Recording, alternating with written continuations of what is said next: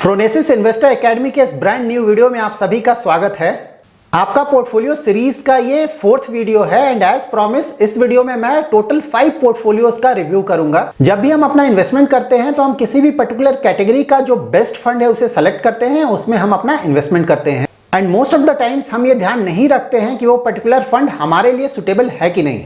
Suppose आपका investment horizon 3 to 4 years है, तो इस इन्वेस्टमेंट होराइजन में आप कोटक स्मॉल कैप फंड में इन्वेस्टमेंट नहीं कर सकते हैं। Although Kotak small cap fund काफी अच्छा फंड है, लेकिन आपका इन्वेस्टमेंट होराइजन 5 इयर्स से ज्यादा होना चाहिए अगर आप एक स्मॉल कैप कैटेगरी के फंड में इन्वेस्टमेंट करना चाहते हैं। सिमिलरली अगर आपका इन्वेस्टमेंट होराइजन 3 इयर्स से कम है तो आप कभी भी किसी इक्विटी फंड्स में इन्वेस्टमेंट नहीं करें, क्योंकि किसी भी कैटेगरी का इक्विटी फंड्स रिस्की होता है और उसमें इन्वेस्टमेंट के लिए आपका इन्वेस्टमेंट होराइजन एटलीस्ट 3 इयर्स होना चाहिए। और अगर आप मिड कैप, स्मॉल कैप या इंटरनेशनल फंड्स या फिर थीमेटिक और सेक्टर फंड्स में इन्वेस्टमेंट करना चाहते हैं तो आइडली आपको अपना इन्वेस्टमेंट होराइजन एटलीस्ट 5 इयर्स तो जरूर रखना चाहिए। Quality wise you need not worry, क्योंकि अच्छे फंड्स के अपडेट मैं रेगुलरली आपको देता रहूंगा। इनफैक्ट मैंने म्यूचुअल फंड के सारे कैटेगरीज पे अपना वीडियो पब्लिश किया है। अगर आप उन वीडियोस को वॉच करना चाहते हैं तो डिस्क्रिप्शन बॉक्स में उसका लिंक अवेलेबल है। अगर आप फ्रोनेसिस इन्वेस्टर एकेडमी के यूट्यूब चैनल को सब्सक्राइब कर रहे हैं या ऑलरेडी आपने सब्सक्राइब कर लिया है तो आप इस चैनल का बेल आइकन जरूर प्रेस करें ताकि आपको इस चैनल में आने वाले लेटेस्ट वीडियोस का अपडेट मिल सके।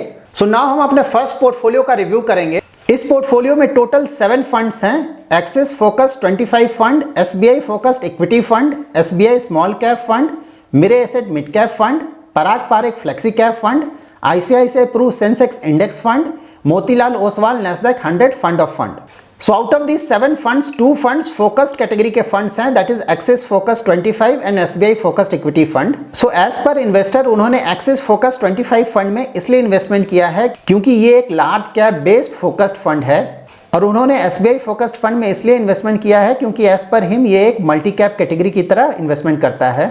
सो परफॉर्मेंस वाइज इन दोनों ही फंड्स का परफॉर्मेंस ओके है। जब भी आप फोकस्ड फंड में इन्वेस्टमेंट करते हैं तो आपको हमेशा इस बात को ध्यान में रखना होगा कि फोकस्ड फंड में मैक्सिमम 25 स्टॉक्स ही हो सकते हैं, और अगर आप किसी फोकस्ड फंड में इसलिए इन्वेस्टमेंट कर रहे हैं ताकि आप किसी पर्टिकुलर कैटेगरी को इन फंड से रिप्लेस कर सकें, तो आप इस बात को हमेशा ही ध्यान में रखें कि आप इस फोकस्ड फंड के परफॉर्मेंस को उस पर्टिकुलर कैटेगरी के टॉप फंड के परफॉर्मेंस के साथ कंपेयर करें, और अगर इनका परफॉर्मेंस उन टॉप फंड से ज्यादा अच्छा है तभी आप इन फोकस्ड फंड्स में इन्वेस्टमेंट करें। इस पोर्टफोलियो में Mire asset mid cap fund में भी इन्वेस्टमेंट किया गया है, जो कि एक रिलेटिवली न्यू फंड है और इसका इवन 3 ईयर का ट्रैक रिकॉर्ड अवेलेबल नहीं है। रेस्ट ऑल फंड्स अच्छे हैं, like SBI small cap fund, Parag Parekh flexi cap fund, ICICI Pru Sensex index fund and Motilal Oswal Nasdaq 100 fund of fund.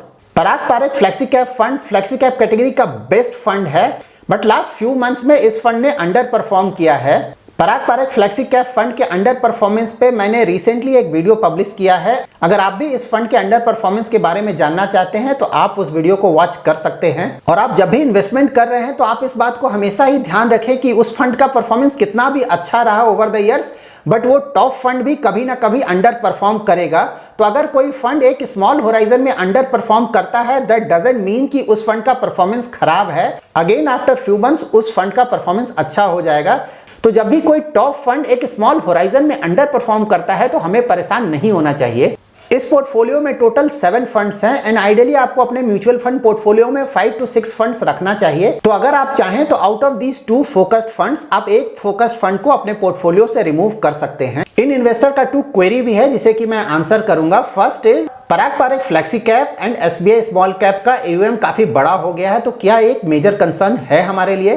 Parag Parekh flexi cap almost 30% अपने AUM का फॉरेन स्टॉक्स में investment करता है, जो कि काफी बड़ी कंपनीज हैं। प्लस वो एक फ्लेक्सी कैप फंड है तो वो इंडियन लार्ज कैप कंपनीज में भी इन्वेस्टमेंट कर सकता है।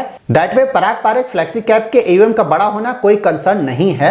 यस, अगर किसी स्मॉल कैप कैटेगरी का AUM अगर काफी बड़ा हो जाता है तो वो हमारे लिए एक कंसर्न हो सकता है। जब भी हम किसी फंड में इन्वेस्टमेंट करते हैं तो हमारा मोस्ट इंपॉर्टेंट क्राइटेरिया होता है उस फंड का परफॉर्मेंस, क्योंकि एंड ऑफ द डे हम रिटर्न्स के लिए उस फंड में इन्वेस्टमेंट करते हैं। तो अगर कोई फंड जो कि अच्छा परफॉर्म कर रहा है over the years, even if उसका AUM बड़ा है, तो हमें उस फंड के साथ कंटिन्यू करना चाहिए। और अगर इन फ्यूचर वो फंड अंडर परफॉर्म करता है, उस समय हम उस फंड का रिव्यू कर सकते हैं and basis its performance we can take a call. दूसरा क्वेरी है लॉन्ग टर्म होराइजन के लिए Nifty 50, Nifty next 50, Nifty 100 and Sensex 30 में कौन सा अच्छा ऑप्शन होगा। सो ये ऑल 4 ऑप्शंस अच्छे ऑप्शंस हैं, आप किसी भी ऑप्शन के लिए जा सकते हैं, बट रिलेटिवली एक वेल डाइवर्सिफाइड ऑप्शन ज्यादा अच्छा होगा, दैट इज निफ्टी 100। साथ ही आपको सेंसेक्स एंड निफ्टी 50 दोनों में एक साथ इन्वेस्टमेंट नहीं करना चाहिए, क्योंकि सेंसेक्स के सारे स्टॉक्स निफ्टी 50 में भी हैं और ये डुप्लीकेशन होगा। Now let's go to our second portfolio. हमारे सेकंड पोर्टफोलियो में टोटल 8 फंड्स हैं। Axis mid cap fund, quant active fund, Axis focus 25, ICICI Prudential technology fund, Axis small cap fund, Nippon India pharma fund, SBI blue chip fund and Mirae asset large cap fund. इस portfolio में total 8 funds हैं। So you can try to bring down this number of funds to 5 और 6। ये portfolio काफी risky portfolio है, क्योंकि out of 8 funds 5 funds relatively ज्यादा risky हैं। लाइक इसमें मिड कैप फंड भी है, इसमें फोकस्ड फंड भी है, इसमें स्मॉल कैप फंड भी है और साथ ही इसमें 2 सेक्टर फंड्स भी हैं। तो अगर आप काफी ज्यादा रिस्क ले सकते हैं तभी इस तरह का पोर्टफोलियो आपको बनाना चाहिए। इस पोर्टफोलियो में एक्सिस म्यूचुअल फंड के 3 फंड्स हैं, Axis mid cap fund, Axis focus 25 and axis small cap fund. जब भी आप अपना म्यूचुअल फंड का पोर्टफोलियो बनाते हैं तो आप किसी भी पर्टिकुलर एएमसी के 2 फंड से ज्यादा फंड्स में इन्वेस्टमेंट ना करें, क्योंकि इन फ्यूचर अगर उस एएमसी के फंड्स का परफॉर्मेंस अच्छा नहीं रहता है तो उसका नेगेटिव असर आपके पोर्टफोलियो के टोटल रिटर्न्स पे पड़ेगा। इस पोर्टफोलियो में 2 सेक्टर फंड्स में इन्वेस्टमेंट किया गया है, ICICI Prudential technology fund and Nippon India pharma fund. ये दोनों ही सेक्टर फंड्स हैं एंड सेक्टर फंड्स काफी रिस्की होते हैं, तो अनलेस अनटिल आपका इन्वेस्टमेंट होराइजन 5 ईयर से ज्यादा है आपको इन फंड्स में इन्वेस्टमेंट अवॉइड करना चाहिए।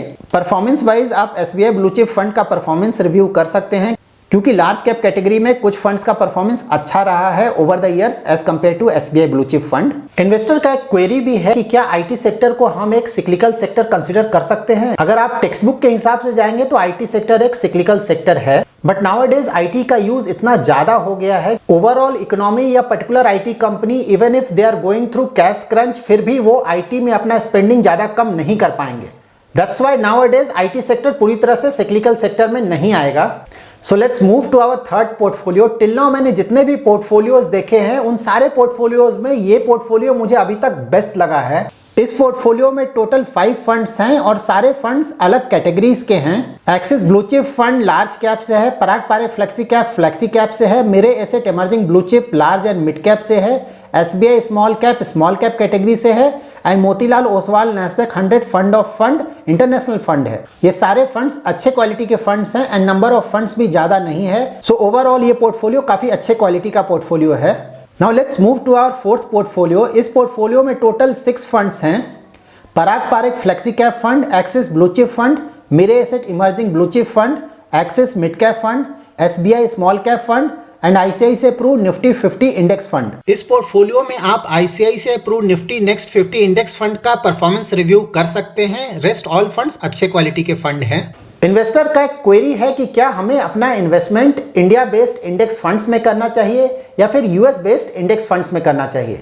इन्वेस्टर का मानना है कि इंडियन मार्केट्स ओवर वैल्यूड हैं और यूएस मार्केट्स ज्यादा मैच्योर हैं। That way it makes sense to make our investment in US index funds. So first we will talk of valuation. Although Indian markets over valued हैं, but अगर आप US markets का valuation देखें तो वो Indian market से काफी ज्यादा ओवर वैल्यूड है।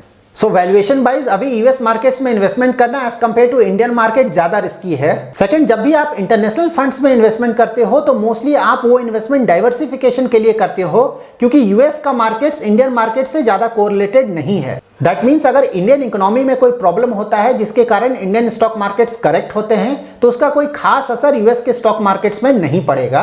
सो ऑफ कोर्स हमें यूएस मार्केट्स में इन्वेस्टमेंट करना चाहिए, बट हमारा मेजर इन्वेस्टमेंट्स इंडियन मार्केट में ही होना चाहिए, क्योंकि इंडियन इकोनॉमी अभी भी एक डेवलपिंग इकोनॉमी है and as compare to a developed economy like US, Indian stock market का ग्रोथ पोटेंशियल लॉन्ग टर्म में ज्यादा है। Now let's move to our fifth portfolio. इस पोर्टफोलियो में टोटल 6 फंड्स हैं, HDFC index Sensex fund, Parag Parekh flexi cap, Invesco India contra fund, HDFC tax saver fund, Axis small cap fund and ICICI Prudential US blue chip equity fund. Out of this 6 funds HDFC tax saver fund का performance बहुत ही खराब रहा है over last few years. इस portfolio में एक Contra fund में भी इन्वेस्टमेंट किया गया है, that is Invesco India contra fund. Contra funds भी रिलेटिवली ज्यादा रिस्की होते हैं क्योंकि वो कॉन्ट्रा व्यू लेते हैं। सो दैट वे अगर आप कॉन्ट्रा फंड्स में इन्वेस्टमेंट करते हैं तो आइडियली आपका इन्वेस्टमेंट होराइजन 5 ईयर से ज्यादा का होना चाहिए। And performance wise all other funds are good funds. ये वीडियो एजुकेशनल पर्पस के लिए बनाया गया है। अगर आपको किसी भी तरह का इन्वेस्टमेंट डिसीजन लेना है तो आप अपने इन्वेस्टमेंट एडवाइजर से कंसल्ट कर सकते हैं। अगर आप भी अपना पोर्टफोलियो का रिव्यू कराना चाहते हैं तो आप अपना पोर्टफोलियो हमें मेल कर सकते हैं। So that's it in this video. Thanks lot for watching.